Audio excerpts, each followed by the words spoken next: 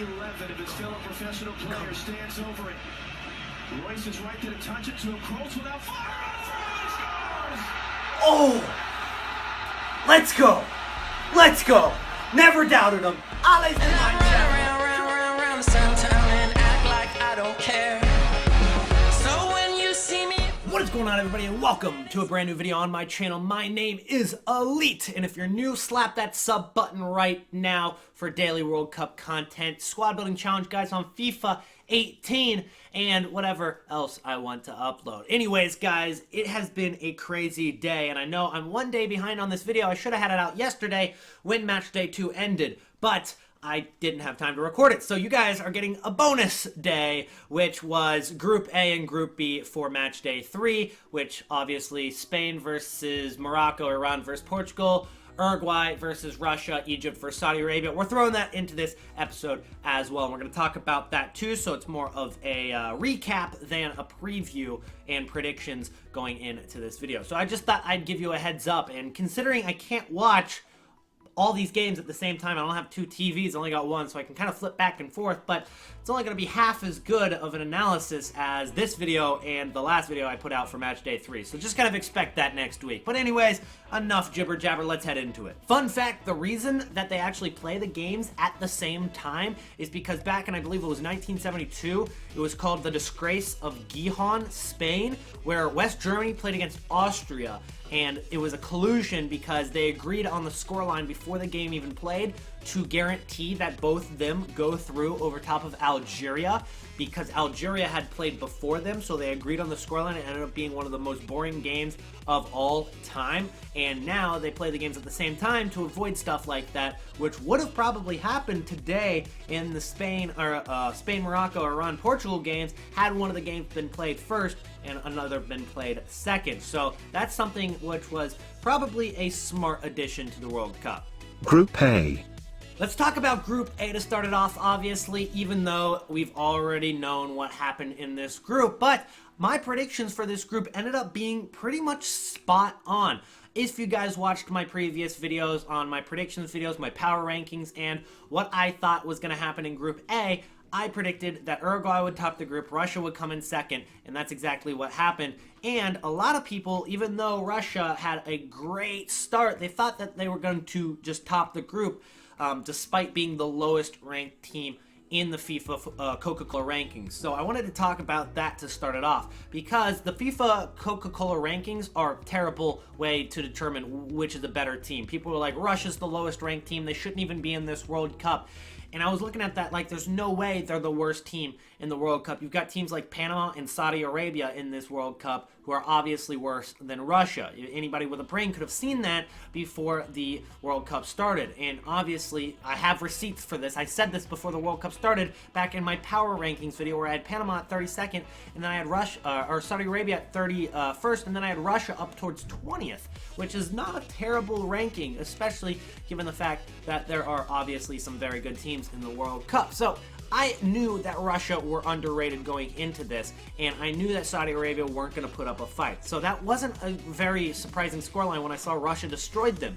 Then Egypt, who I said was the most overrated African team going into this World Cup, a team that, one, barely qualified, two, doesn't really have a strong defense at all, and three, only has one star player in Mohamed Salah, who they expected to carry them through this group, which has the host nation and a strong team in Uruguay. I just didn't see it happening. Now, I didn't expect them to lose to Saudi Arabia like they did today, but given the fact that I didn't know that Mohamed Salah would get injured in the finals of Champions League, that just hurt Egypt's chances even more. So I'm not surprised they ended with 0 points, to be honest. And Saudi Arabia never were going to get out of this group either.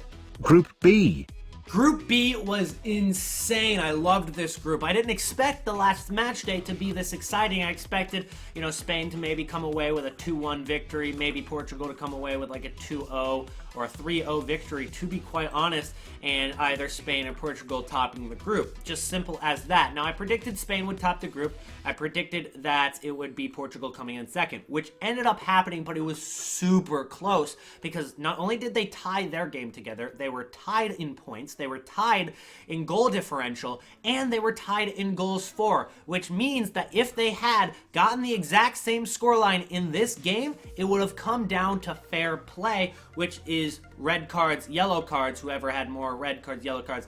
Basically, it's -1 point for a yellow, -3 points for a red card. Whoever has the, most negative points gets second. The person with the least amount of yellows and reds gets first, and that's kind of how they separate them. If they're tied on that, it comes down to a coin flip or a draw, random draw, essentially, a coin flip. So that's kind of what happens, and it almost came down to the fair play today had it not been for some last-minute goals over in Spain, where Morocco scored late, and then Spain ended up tying it to have more of a goal for. So they still had the same amount of points. They still had the same amount of goal differential. They tied their game together between Spain and Portugal, and it came down to goals for, where Spain only had one more because of the final match day. They tied Morocco 2-2, while Iran and Portugal only tied 1-1. So that's why Spain actually topped the group and Portugal came in second. It would have been much more dramatic if it came down to that and they were tied second and third, and it determined whether one team gets to the knockout stages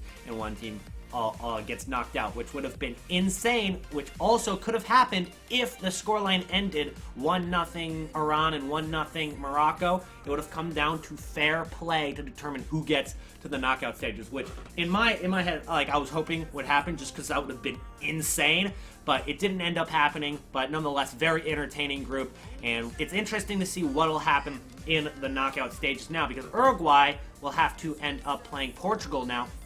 Spain will get to play Russia, the home nation. So I think Spain got the better of that group, that draw, getting the extra goal there, because Uruguay are a tough team, and I think that they are underrated right now, because everybody was going into that game with Uruguay and Russia thinking that Russia was going to beat them 3-1, 3-2. It was going to be such a high-scoring game, but guys, you cannot count an Uruguay team like this out. They've got the best strike force in the world, arguably, and I'd say they do, because they've got Luis Suarez, who's arguably the best striker in the world, and then Edinson Cavani, who's also a top 5 striker in the world. That is lethal. And then when you've got a defense with Diego Godin and Jimenez with that kind of chemistry as well, both playing for Atletico Madrid, it's a team to be reckoned with, and I think that they could go even farther than I predicted beforehand. Now, I did predict that Uruguay would lose to Portugal in the round of 16, but you still can't count them out. I think that's going to be a great game, and I can't wait to watch it.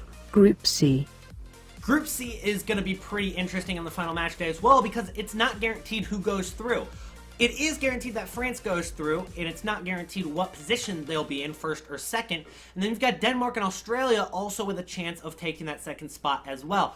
So if Australia beat, I think, strong Peru, and France beat Denmark, it'll come down to goal differential, which will likely be in favor of Australia, given the fact that the goal differential would be tied even if Australia won 1-0 and France won 1-0. And that's unlikely to happen. One of those teams will probably win by 2, so that would actually favor Australia to go through. So Denmark's going to come out really seeking a point against France. All they need is 1 point to guarantee their spot into the knockout stages. But France are a strong team. Despite them barely beating Australia and barely beating Peru, they've still got all 6 points. So they know how to win these games, even if it comes down to a little bit of luck against Australia with that Pogba deflection goal. Nonetheless, France are a good team, and even though I kind of rated them a little bit higher than I probably should have before the World Cup started, they're still a team that can probably beat Denmark. So they need to really come out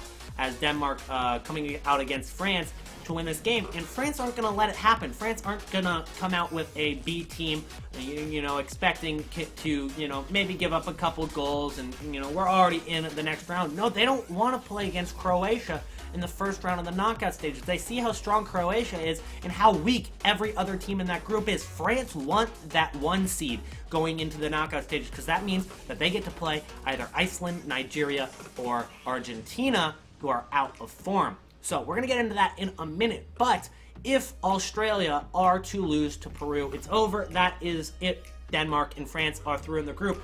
So both these games are important, but I think the game to watch, guys, is going to be Denmark versus France, because that will determine something no matter what. It'll determine who's in first in the group, who's in second, and if Denmark lose and Australia win, Denmark are out of it. and I don't think that it would be totally deserved for Denmark to go out, but this is a very tough group, and it might be actually the toughest group because Australia are a lot stronger than I and a lot of people had thought. Peru are still a very good team who have gotten unlucky in a very tough group, and Denmark, carried by Christian Eriksen, one of the most underrated players in the world, are in form right now. And then obviously you've got France, who are always a good team as well. So this group is still up for grabs, honestly, in terms of that second spot. Group D. Group D, on the other hand, is actually possibly one of the worst groups in the World Cup, maybe bar Group A and Group H. But nonetheless, we've got a very, very bad, out-of-form Argentina, who are in last place in the group right now. And then we've got a pretty weak team in Nigeria, a pretty weak team in Iceland, and then you've got a dominant team in Croatia, who I still don't even rank in the top 5 to win this World Cup, but they just look so good right now because they're really not playing anybody right now. Argentina are completely out of form. They had no game plan going up against them. When you've got Messi playing that false 9 position, and you've also got Aguero up top, and you've got Pavon and Banega in the midfield, they're all crowding up that middle of the space, and then you've got Dybala on the bench, and Di Maria's not really doing much on the wing. You need to spread the ball out wide, so get Di Maria wide, get Dybala on the pitch wide, or play Messi on the right wing, and give them space, all right? Messi on the wing is still lethal. So it comes down to what Sampaoli or the Argentinian team do, given the fact that there's a lot of drama going down on their training camp, whether it's true or not, about the players revolting, and they're going to choose the starting 11, and they're going to do whatever they can do to beat this Nigerian team, who I still think that Argentina can beat. And whether they deserve it or not, I think Argentina are still going through in this group with 4 points because Nigeria only have 3, and if they lose to Argentina, obviously, they'll still have 3. And then you've got Croatia versus Iceland, and even if Croatia are going to play this next game a lot easier, they're still a much stronger team than Iceland. And Iceland, despite having great qualifiers, they're actually not as strong of a team as a lot of people put out. I think Argentina is just that much out of form, and this is the same Iceland team that couldn't score against Nigeria either. So I really don't think that they're going to be able to beat even Croatia, playing a little bit lighter than they have in the previous matches. Group E. Group E is pretty close as well when it comes to first, second, and third. Obviously, Costa Rica are already out, and honestly, I said this before the World Cup started. Guys, the CONCACAF was super, super weak this year. They were so bad. Now, even USA beat Panama 4-0, but that's the same USA that lost to Trinidad and Tobago, so I didn't expect anything from Panama, and we knew that Costa Rica wasn't going to repeat what they did 4 years ago. They made it to the quarterfinals. They could have made it to the semifinals had it not been for penalties against Netherlands, and they did great, but it wasn't going to happen again this year, and they are going to be lucky to get a point this group stage. But nonetheless, when it comes to the first 3 teams in this group, Brazil, and then you've also got Switzerland, and then you've also got Serbia, this is going to be a very tough last match. So you've got Brazil versus Serbia, which that's going to be the marquee matchup. And I think that Switzerland, given the fact that they're going to come out and want all 3 points against Costa Rica, Switzerland are probably going to end with 7 points in this group. So who goes through? Is it going to be Serbia or is it going to be Brazil? Obviously, the favorites of this game are Brazil, but we've seen Serbia's strengths and we've seen their weaknesses. In the air, Serbia have been great, so it's going to come down to the height of Miranda and the skill of Thiago Silva to defend against Mitrovic, because he is their target man. Get that guy a ball in the air and he's gonna be a threat, okay? So I do think that Brazil are gonna have to play some really strong defense against Serbia, because they're gonna come out obviously wanting all 3 points, because that's the only way they're getting out of this group. If Brazil play for the draw, they can still get through, but that's not how Brazil plays. So what I expect to happen is Brazil are going to want to exploit Serbia on the counterattack. We saw how bad they were at defending players like SHAQIRI and Switzerland against the counterattack, because that's how they lost against Switzerland, was that SHAQIRI counterattack. And that's not the only time it happened that game. It happened multiple times. That was just the only time that they actually capitalized on it. Nonetheless, you've got SHAQIRI, who's a very fast player, but Brazil are even faster, and they're even better. You've got Neymar Jr., you've got Gabriel Jesus, you've got Willian, and that's just to name a few. These guys are going to come out on this counterattack unbelievably strong. And when you've got a defense like Serbia, they don't have the strength that they did 10 years ago in Nemanja Vidic. they're pretty average right now, and not only that, they're pretty slow as well. Kolarov's getting very, very old. I don't think Serbia are going to be able to defend against this Brazilian counterattack. I think Serbia might hold possession against Brazil, but that might even be a stretch as well. Serbia, I really want to see something great from you happen in this game. I just don't see it happening. Brazil are going to come out and probably get all 3 points against Serbia, even if they don't hold possession this game. So Brazil and Switzerland going through to the next round. Group F. Group F is a lot of people's favorite group, and it might be my favorite group as well. Germany, Sweden, and Mexico still in it in this group. And South Korea technically could still get out of this group if they're very, very lucky, but I don't see it happening. Nonetheless, this group is still up for grabs for first place, second place, and third place. Mexico is very possibly going to go out of this group. Now, it's probably not going to happen, but it's still a possibility, guys, because Germany get to play against the weaker team, South Korea, in this final game, and then Sweden, who are pretty strong right now. They fought against Germany, and they played well, very well against South Korea. Sweden could pull off what may be an upset against Mexico, but they could do it. Mexico are a very strong team. They're the best team from the CONCACAF by a long shot, but Sweden can still keep up with them, and it's not out of the ordinary for maybe Sweden to pull off a 2-1 or 2-0 victory against Mexico. Even though Sweden haven't been scoring a lot of goals, they've been playing great defense, and they could definitely come away with a win against Mexico. And if they beat Mexico and Germany end up beating South Korea, which is likely, that would leave all 3 teams with 6 points, and that would come down to goal differential.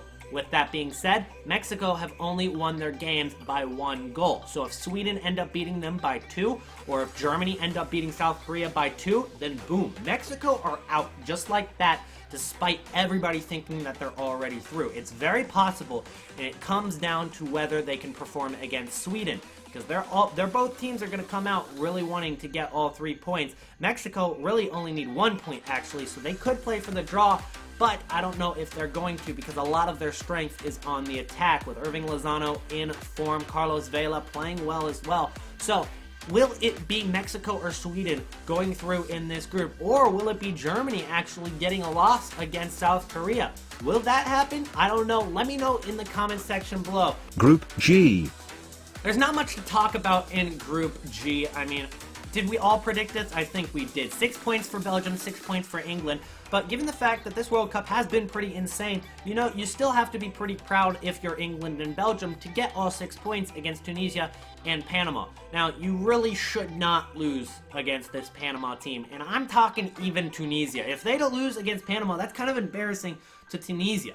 So, Panama, they did end up getting a goal against England, and that was pretty exciting for all the Panama fans and the country itself. It's their first goal in World Cup history, which is pretty awesome, but they lost 6-0. So they weren't leaving that game with a lot of dignity. And England fans, super hyped up, they're saying that it's coming home. But the real test is going to be against Belgium. Will both teams come out with a B team? Will both teams come out kind of avoiding injury and fatigue? I think so. I don't think either team really wants to suffer an injury or put their best players in and have them getting tired going into the knockout stages. So with that being said, this might not even be a very big test for either team either. Belgium and England had a very, very easy route to the round of 16, and not gonna lie, they both have an easy route to the round of 8 as well.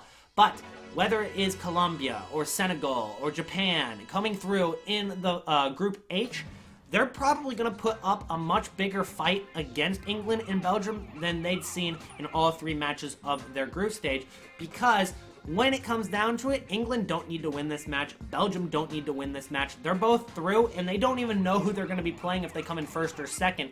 And honestly, doesn't even matter. Group H is upside down anyway. So with that being said, I think since Group H has had their wake-up calls, Group H has fought, and they have built a lot of team chemistry in those first 3 matches of the group stage, there could very well be an upset in the round of 16, whether it's Japan, Senegal, or Colombia. We're not sure yet. Obviously, Poland are already out. I think that, you know, Belgium or England might be going out in the round of 16. So they really actually need to come out and play to their strengths against Belgium or Belgium against England. and kind of work out any problems they have against a team of their caliber, because Colombia's not a bad team. We saw them with 11 men. They're pretty strong. 3-0ing Poland. You could say Poland played terribly, which is true, but Colombia played very well as well. And when it comes down to it, their only loss in the group stage so far, which was their first game against Japan, was because of Carlos Sanchez giving up a goal and putting Colombia down to 10 men in the first 5 minutes of the game. So if you're starting a match 1-0 down with 10 men, it's not easy to win that match no matter who you're playing, unless it's Panama. So with that being said, guys, it really could happen. It really could happen. Colombia could upset whether they play Belgium or England. So when it comes down to it, this match doesn't matter, but I'm really excited to see the round of 16. Group H. Let's talk about Group H a little more now. We've got Japan and Senegal with 4 points. We've got Colombia with 3 points, and Poland are already out. But we've seen in previous World Cups, Poland never leave without a point. So I think that they're going to come out strong against Japan, and they're actually going to get all 3 points, leaving Japan with 4. So if Senegal end up winning against Colombia, Japan would still be through, which would throw my predictions upside down, because I predicted that Colombia would be through and Poland would be through, and I think a lot of people did that as well.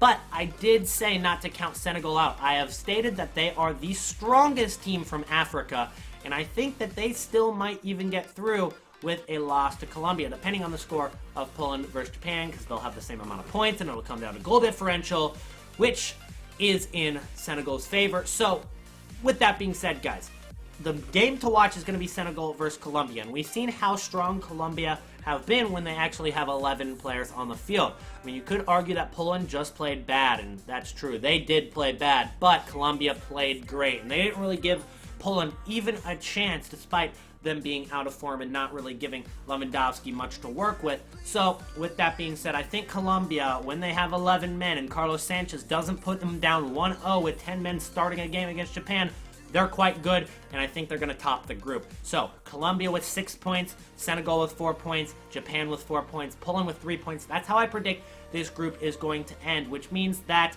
the team that comes in first in Group G, England or Belgium, would have to play against Senegal, and then the team who comes in second would have to play against Colombia. So that's my prediction for Group H. It's interesting to see what will happen. The game to watch is obviously Colombia versus Senegal. Senegal are going to put up a fight. They've got such a strong attack, and we've got people who I didn't even expect to start scoring. Obviously, they've got a very strong attack, guys. Sadio Mane, Gamoussa Sal, you've got Balde Diao, and then their defense led by Kalidou Koulibaly of Napoli. They're a strong team from Senegal, one of the strongest maybe they've ever had. So I'd like to see them at least get to the round of 16 to represent Africa, because as you guys have seen my predictions in the last groups, Tunisia are already out. You've got Nigeria, who I think are going to get knocked out by Argentina, and then you've also got Egypt, who are already out as well, and I might be missing one, actually Morocco, who are already out. So with that being said, they're the last hope for Africa to get to the round of 16, and despite the fact that I predicted that no teams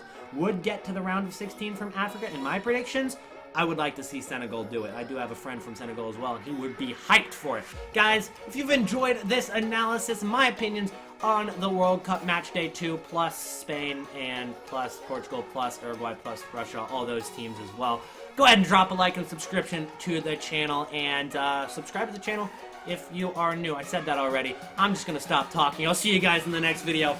Peace out.